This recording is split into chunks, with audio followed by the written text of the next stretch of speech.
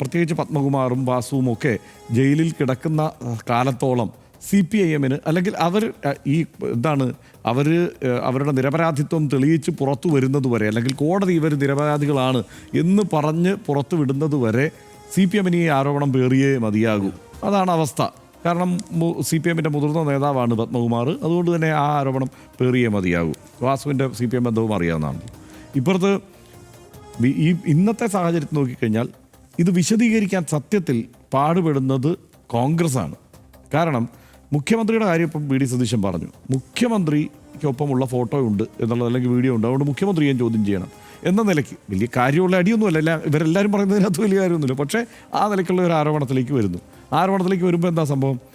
മുഖ്യമന്ത്രിയുടെ കാര്യത്തിൽ വിശദീകരണം വന്നു കഴിഞ്ഞാൽ എന്താണ്, മട്ടന്നൂർ ശങ്കരൻകുട്ടി ആവശ്യപ്പെട്ടതനുസരിച്ച് ഈ ഭീമ ജുവലറിയുടെ ഒരു വണ്ടി കൈമാറ്റ ചടങ്ങിൽ പങ്കെടുക്കാൻ പോയി.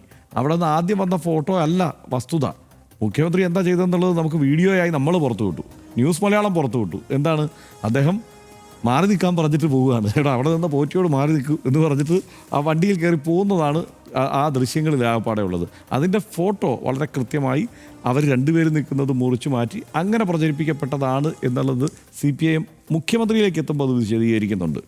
അപ്പുറത്ത് കോൺഗ്രസിലേക്ക് എത്തുമ്പോഴോ അല്ലെങ്കിൽ സോണിയാഗാന്ധി എന്നൊക്കെ പറഞ്ഞുള്ള കയറ്റിയടി CPM നടത്തുമ്പോൾ അവിടെ വിശദീകരിക്കാൻ കോൺഗ്രസ് പാടുപെടുന്നുണ്ട്. കാരണം എന്താ, അവിടെ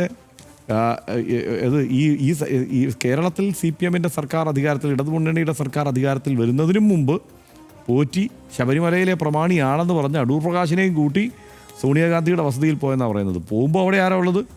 ഈ പറഞ്ഞ സ്വർണം മേടിച്ച ആളുമുണ്ട്, സ്വർണം മോഷ്ടിച്ച ആളുമുണ്ട്, അടൂർ പ്രകാശുമുണ്ട്, സോണിയാഗാന്ധിയുമുണ്ട്.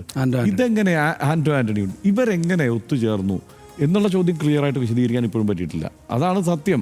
അതിനകത്ത് ഇവർക്കൊരു അങ്കലാപ്പുണ്ട്. ഇത് എങ്ങനെയാണ് ഇത് വിശദീകരിക്കേണ്ടതെന്നുള്ളതിലൊരു അങ്കലാപ്പുണ്ട്.